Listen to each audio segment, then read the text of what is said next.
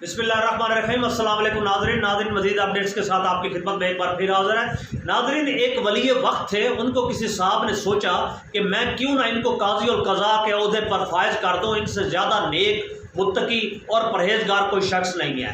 उस वली कामिल ने इनकार किया, बारहा इनकार किया और कहा बादशाह से, बादशाह सलामत, मुझे काजी के ओहदे पर फायज मत कीजिए।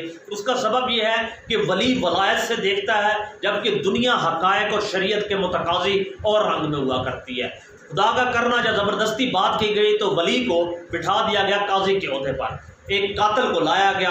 कातिल की कैफियत ये थी कि कातिल मान गया कि मैंने कत्ल किया और किस गर्ज से किया वो भी मान गया। यानी जुर्म साबित होने के बाद काजी साहब ने जब फैसला लिखने लगे तो उस असना में ये हुआ कि वलीउल्लाह ने उनसे पूछा मुजरिम से कि अपना नाम बताइए। तो उस मुजरिम ने अपना नाम बताया अल्लाह बख्श। ये सुनना था कि वलीउल्लाह पर वाजिब तारी हो गया। उसने कहा जिस शख्स को अल्लाह ने बख्श दिया हो, मुझ जैसा जज उसे कैसे सजा दे सकता है। नाज़रीन, काजी फायज साहब पाकिस्तान में हमारे चीफ जस्टिस साहब पाकिस्तान बतौर आ चुके हैं। लेकिन जो भी हो जाए, ये जो कुछ भी कर रहे हैं, ये कंपनी का दूसरा रुख है, नया चेहरा है, नई बातें हैं, चूरन पुराना है। यानी बात वही है, नई शराब है, बोतल पुरानी है, या बोतल नहीं है तो शराब पुरानी है। बात वही है, सिक्के के वही रुख है। आपको इसके साथ साथ बताते चलें, कश्मीर का सौदा जनरल बाजवा साहब करके जा चुके हैं। नाज़रीन, कश्मीर, आज़ाद कश्मीर का करके जा चुके हैं। ये वही सूरत हाल है जो इमरान खान साहब को बताई गई थी कि 20 साल के लिए आप कश्मीर को फिक्स कर दें, लेकिन खान साहब ने इससे इनकार किया। आने वाले चंद दिनों में आप बात देखेंगे कि कश्मीर की सूरत हाल क्या बन चुकी है। और ये इसी वजह से जो $25 बिलियन हमारे चीफ ऑफ द आर्मी साहब फरमा रहे थे कि सऊदी अरबिया हमें देगा, वो $25 बिलियन के लिए एक मशरूत पेशकश आई है। नाज़रीन, मशरूत पेशकश क्या है कि पाकिस्तान हिंदुस्तान के ज़ेर इंतज़ाम कश्मीर को तस्लीम कर ले और $25 बिलियन ले ले। आप अंदाज़ा लगाइए कि हमारी हद कहाँ तक जा पहुँची है। अब कश्मीर मुकम्मल तौर पर फिक्स हो चुका है। और इसके साथ साथ आपको बताते चलें, कश्मीर जो हम मकबूजा कश्मीर की बात करते हैं, जहाद तो वैसे ही ख़त्म हुआ, उसको लेने की बात भी ख़त्म हुई। और जो मोहम्मद अली जिन्ना ने फरमाया था कश्मीर शाहरग हयात है, जनाब आपकी ये शाहरग, आपकी ये हयात अब कट चुकी है। अब इसके असरात ही हैं जो आने वाले अब महज चंद सालों में आप देखेंगे, ये सब कुछ आपको जाता दिखाई देगा। इसकी वजह चित्राल के अंदर जो इस वक्त सूरत हाल बन चुकी है, पाकिस्तान के पास तो 18% रकबा है, 48% तो हिंदुस्तान के पास है, कुछ गलवान की सूरत हाल चाइना के पास है।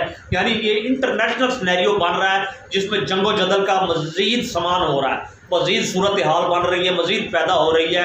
हमने पिछले दिनों में बताया था कि पाकिस्तान एक दो जगह चौकियाँ अपनी बना रहा है। उस चौकियाँ बनाने का मकसद ये डिवाइड का था कि कश्मीर एक अलग स्टेट है, किसी स्टेट पे अगर ये इंडिया की तरफ चला जाता है तो हमें इस पर किसी तरह का कोई कंसर्न ना होगा। आपको इसके साथ साथ बताते चलें कि यूएस एम्बेसडर की खटक साहब से, परवेज खटक से मुलाकात हुई, और इसके साथ साथ जहांगीर तरीन साहब से मुलाकात हुई, और अंदर खाने दीगर लोगों से मुलाकात इस बात की गुमाजी कर रही हैं कि आने वाले दिनों में एक बहुत बड़ा भूचाल आने वाला है पाकिस्तान की सियासत के अंदर। और इसके साथ साथ बताते चलें कि नून लीग और पीपल पार्टी के अंदर जो कैफियत इस वक्त बन चुकी है पाकिस्तान के अंदर, महज एक नूरा कुश्ती के अलावा, सियासी बयानबाजी के अलावा, अल्फाजी बयानबाजी के अलावा और कुछ भी नहीं है।